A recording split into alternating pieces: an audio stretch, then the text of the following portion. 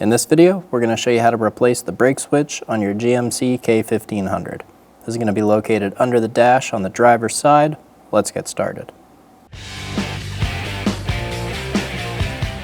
So going under the dash, you're going to see our steering column shaft right there. You're going to look right above the steering column shaft, and there's going to be that black clip right there.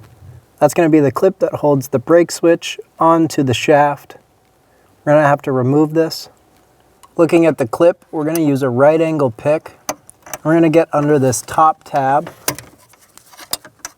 You can maneuver this clip around to be able to get in the right position. We're going to pop that tab up.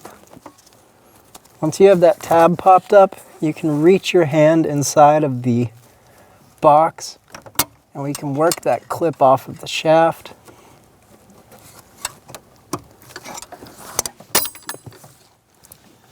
Once you have that clip open, reach a finger on top and push it down and it'll pop off. We're going to push up on the brake switch and this will unhook the stay on the back side. And then we can pull this off of the shaft. The only thing we have left to do is get the connector off. We're going to use a pick or a flat blade and push on that black tab and remove the connector from the sensor.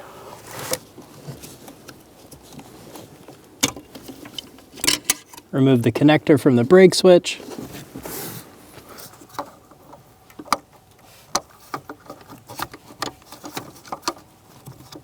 Install the brake switch onto the shaft, hinge it down, and it'll clip onto that rod in the back.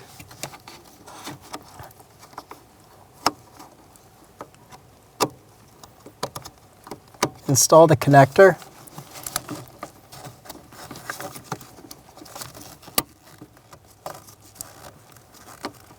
Be sure it clicks into place. Push up on it, make sure it's locked in. Grab the clip.